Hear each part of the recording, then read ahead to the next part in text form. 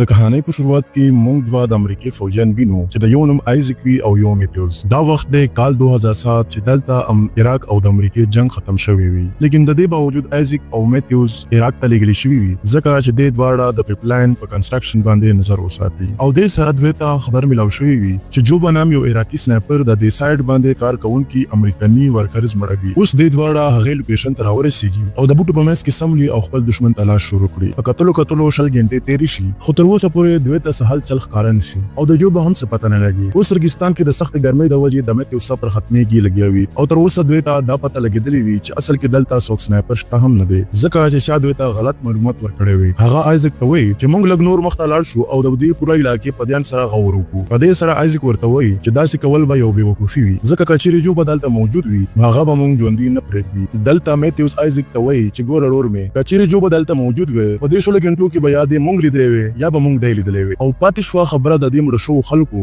نو ماته خو داسې لګي چې دا خلک د عراق ډاکوانو مړه کړي دي چې په دې سره آیزک ورته وایي چې دا ټول کسان په سر لګېدو سره مړه شوي دي او دا د ډاکوانو نه بلکې د یو پروفیشنل سنایپر کار دی. اوس حالانکه میتیوز د آیزک خبرې نه مطمئن نه وي خو لیکن د دې نه باوجود به یو څو غنټې نور د انتظار کولو فیصله وکړي. په کتلو سره څو نورې غنټې هم تېرې شي لیکن تر اوسه دوی دواړو ته سهال چل ښکاره نه شي. اخر کې د میتیوز صبر ختم شي او د دغه کنسټرکشن سایډ د تللو او د چیکینګ کولو فیصله وکړي. د آیزک ته خپل کور ورکړو او خپل ټوپک واغستو او مخ ته روان شو. لږ ټرونه پس چې میتیوز سایډ ته ورسېدو نو دته څلورو طرفو ته د مړو کسانو ډیرونه ښکاره شول چې په دې کې څه لاشونه د امریکای فوجیانو او باقي د مزدورانو. دلته میتیوز ته یو ریډیو میلاو شي او د هغه راواخلي او مخ ته روان شي. دلته آیزک والا سکوپ لږ خړ شو چې په هغه سره د میتیوز صحیح ښکاره کېدو نه د فورن میتیوز ته د هغه جانکاري ورکړه او دته یې وویل چې واپس راشه. په دې میتیوز دته وایي چې ورور مې ماته ته څو ځله ویلي دي چې ته خپل سکوپ بدل کا او چېرته روغ سکوپ واخله خو لیکن ته ما خبره اورې هم نه. دلته آیزک ورته وایي چې دا سکوپ زموږ د ګران ملګري ویکټر والا دی ځکه زه دا سکوپ همیشه د ځان سره ګرځوم. دراصل ویکټر د دواړو یو زوړ ملګری و چې د جنگ په دوران کې مړ شوی او دا سکوپ د ویکټر اخري نشانه وي.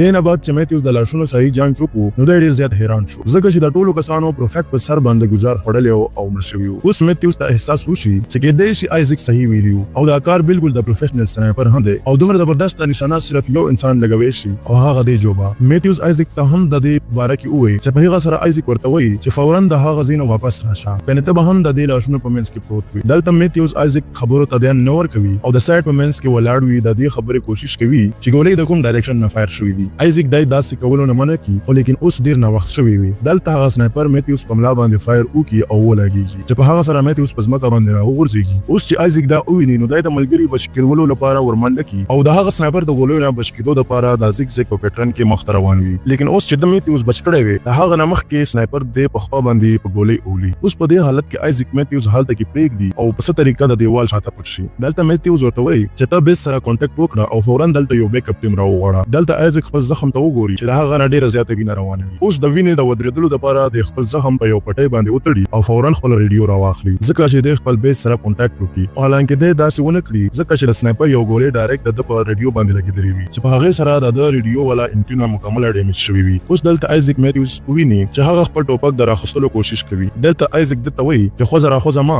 ځکه که سنایپر ته شرط ژوندې ولیدي نو هغه به بتا بیا فایرینګ وکړي. اوس حالانکه میتیوز اوس هم د خبر نه مني او د ټوپک د راخستلو کوشش جاری ساتي او دلته ډېر د درد لوجه نه بهوش شي. اوس دلته آیزک ته احساس وشي او په حال دوی ځانو د بچ کولو لپاره هیڅ نشي کولای. دلته آیزک ځان خاموش کی د دې موقع نه فائدہ واخلي او د خپل خپل د ګولۍ باسلو کوشش وکړي خو لیکن دا کار دومره دردناک وي چې آیزک د ډېر درد نه په هغه ځای باندې بهوش شي. هغه څو غنټو پورې هم داسې بهوش پروت وي او د سترګې حاله کولاو شوي چې کله د ریډیو باندې سو واوریدل. دلته آیزک ته اندازه وشوه چې کېدای شي د امریکای آرمي دوی سره د کانټیکټ کولو کوشش کوي او چې دا ولید نو ډېر خوشحال شو. دنه بعد دو بیس ولا ټاټوله خبره وکړه او یو بیک اپ ټیم دراغستلو اډر ورکړو. اوس چې کوم افسر د سره په ټلیفون باندې خبرې کولې هغه دته وویل چې په دومره لوی ریګستان کې ستالي دل ممکن نه دي. د لپاره موږ دا وړو چې ته په خپل ځای باندې ودرېږه یا فایر وکړه ځکه چې موږ ته ستا لوکیشن پته ولګي او موږ ستا پورې مدد درورسو. اوس چې آیزک دا خبرې واوري نو لږ پریشان شي او د په د سړي باندې شک راشي ځکه چې دا ټول کارونه د پروتوکول خلاف وو. دنه بعد چې آیزک د دې سړي په خبرو غور وکړو نو دوی فورا پوه شو چې دا سړی څوک امریکایي نه دی بلکې هغه سنایپر دی چې کوم دی په ګولۍ ویشتي وي. هغه سنایپر د آیزک والا ریډیو فریکوئنسي نیولې وي او اوس د دنه خوندونه اخلي. دلته آیزک ورته وایي چې ته ما وپېژندلې ستا څوک امریکایي نه بلکې هغه سنایپر یې چې زه په ګولۍ ویشته یم. په دې سره سنایپر ورته وایي چې ستا اندازه بالکل ټیک ده. زه هم هغه سنایپر یم چې دلته موجود امریکایي مړه کړي دي او که ژوندی اوسېدل غواړې نو ته ما سره خبرې کول لګیا. اول خو آیزک د دې خبرو نه انکار وکړي خو لیکن چې کله سنایپر د میتیوس د شوټ کولو دمکی ورلور کی نو آیزک د سره په خبرو کولو راضي شي. هغه سنایپر د دنه ډېر سوالونه وکي او آیزک نه غواړي چې د دې سوالونو جوابونه وکي، خو بیا هم مجبور وي. د خبرو په منځ کې آیزک د خپل سکوپ په ذریعہ سره سنایپر ته قتلو کوشش کوي او په ځمکه یو نقشه جوړه کی د سنایپر صحیح لوکیشن پکې انډرلاین کی.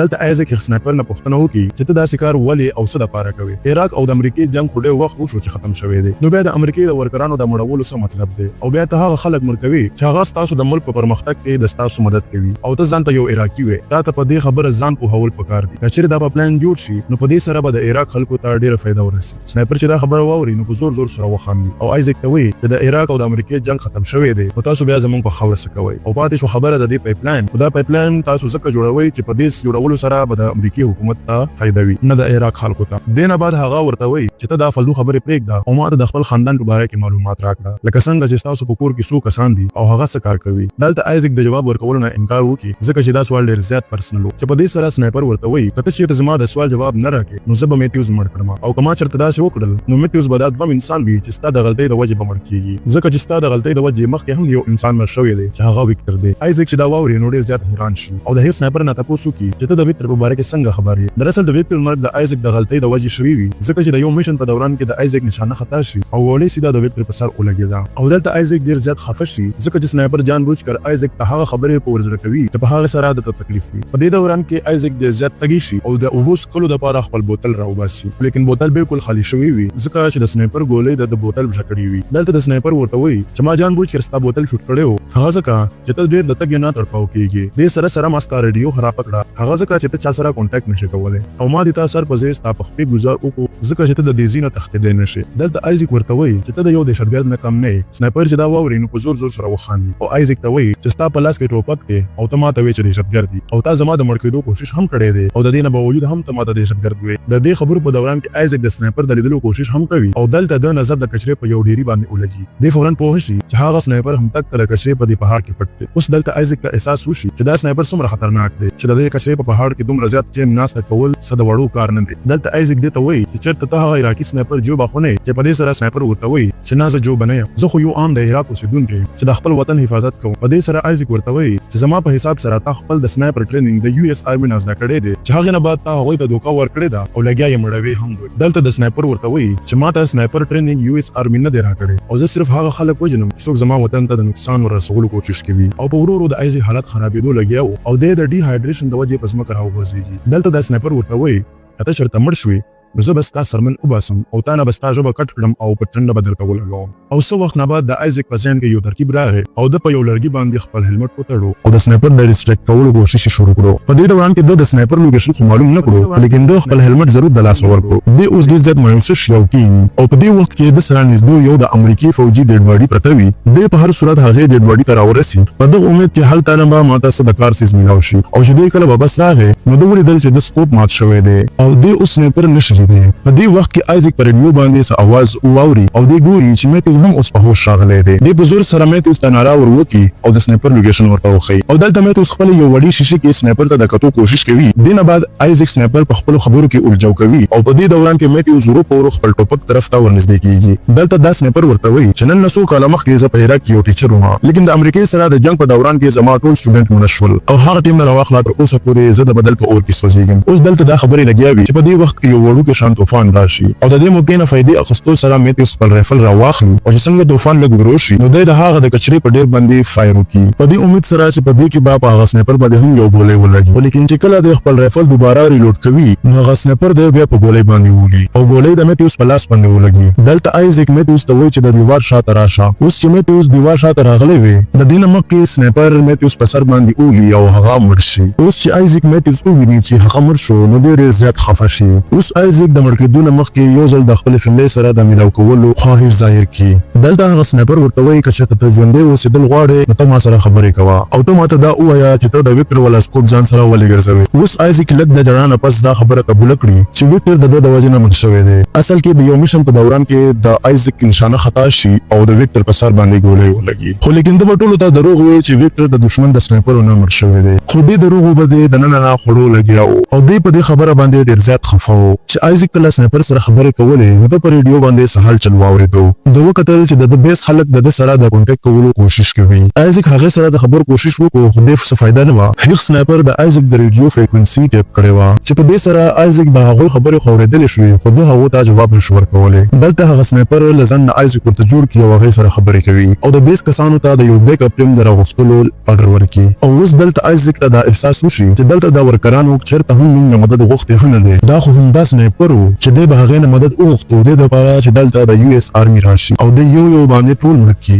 دلته آیزیک د هغه سره د خبرو بند کولو کوشش وکړو خو لیکن هغه په دې کې ناکامیاب شو او هلته په ځای باندې ود شو اوس چې لک ټیم نه پاس آیزیک په هوش باندې راشي نو د ریډیو باندې هیڅ قسم خبرې وانه وري چې په دې سره د پته ولګي چې هغه سنایپر هم ود شوی دی د دې ممکنه فائدو اخستو سره د میتیوز ولا رایفل خپل ځان ته راوکړ شوی او هغه د کیسه په ډیر باندې خپل نشانه ولګوي په دې وخت کې آیزیک د امریکایي دوه هلیکاپټر وویني او چې آیزیک دا وویني نو د خپل مخ ته کوم دیوار وی هغه وړاند کی د لپاره چې هغه د وویني دنه بعد د خپل نشانه ولګوي او د کیسه په ډیر باندې سو ګولې فایر کی خو لیکن دا خبره ممکنه نه و چې ګولې په سنایپر باندې لګیدل هم دا کنه او د دې خبره باندې ځان په یولو لپاره د خپل ځای باندې ودرېږي کچرته هغه سنایپر ژوندې وي نو ما بده شو خو لیکن هغه سنایپر ډیر زیات هوښیار وي او په باندې فایر ونکي چې په دې سره د آیزیک دا پته ولګي چې یا خو هغه سنایپر مړ دی او یا ډیر زیات زخمی شوی دی او په دې وخت کې هغه دواړه هلیکاپټر هم لینډینګ وکي او دلته آیزیک ولا ټیم د پسټریچر باندې سموي او د ځای نه یوسي دلته د سنایپر په باره کې دوی تاسو ویل غواړي خو د دومره زیات خراب وي چې د تاسو اونوي ډیر زر هغه دواړه هلیکاپټر د دې ځای نه چک شي او چې سلک بره اوخیږي نو د سنایپر د ګولو باران په شروع کی او د دوړو هلیکاپټر والا پایلټان شوټ کی او دوړه هلیکاپټر کریش شي او په هغه کې ناس خلک ټول چې هغه مړ شي د کہانی په اخر کې هغه سنایپر یو اس آرمي هډ کوارټر سره رابطه وکي او یو ټیم دراغستلو اډر ورکړي او د ورته وایي چې د امریکایي یو فوجي یم او د سره د خپل فلم دلته اختتام ته راورسي کچرته تاسو دا کہانی خوښ شوي نو چینل هم در سره سبسکرایب کړئ او دا ویډیو هم در سره لایک کړئ ملو کېږو ان شاء الله په بل ویډیو کې